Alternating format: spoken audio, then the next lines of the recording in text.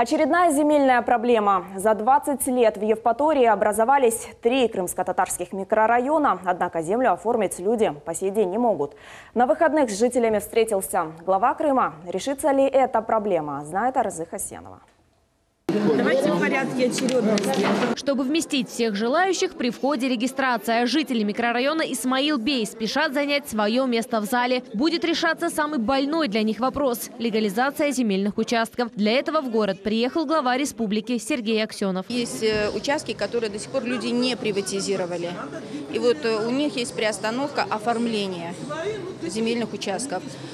Объявили мораторий до 1 января 2019 года. Землю выделили еще при Украине, но за 20 лет так и не дали возможности ее оформить. За это время тут выросло 2 стихийных микрорайона – Яшлык и Асанбай. Только в мае прошлого года люди получили разрешение на приватизацию, но оказалась земля не в собственности города. Предварительное постановление о получении бесплатное пользование земельного участка, мы не могли их кадастрировать. В микрорайонах проблемы с инфраструктурой. Из числа местных жителей собрали инициативную группу, составили список проблемных вопросов и обратились к главе республики. Обсуждения длились несколько часов. Вопросы строительства детского сада, ремонта дорог, обсудили остановок, общественного транспорта, добавление персонала в амбулаторию вашу, вопросы кладбища мусульманского, то есть вопросы оформления земельных участков, микрорайон Яшлык, еще один микрорайон, то есть кадастрирование.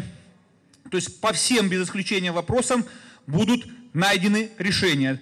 Конечно, вам спасибо здесь за терпение, за настойчивость, за то, что вы развивали сами поселок и многое сделали своими руками. За это огромное спасибо, слова благодарности. Еще один больной вопрос – отсутствие гражданства. Многие из крымчан нарушили сроки пребывания на территории Российской Федерации. Таких порядка 6 тысяч. Заработала программа упрощенной процедуры получения гражданства. За детальной информацией нужно обращаться по месту жительства в отдел межнациональных отношений. У кого-то еще есть паспорта СССР.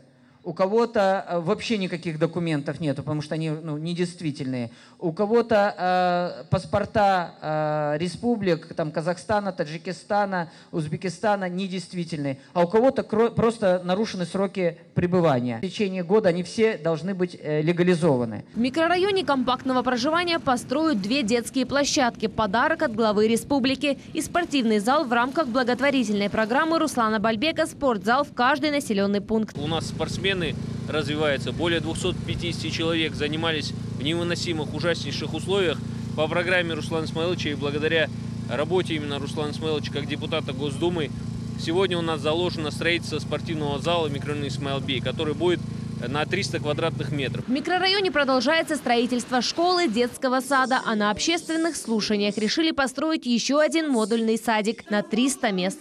Арзы Хасенова, София Шукурова, телеканал Миллет.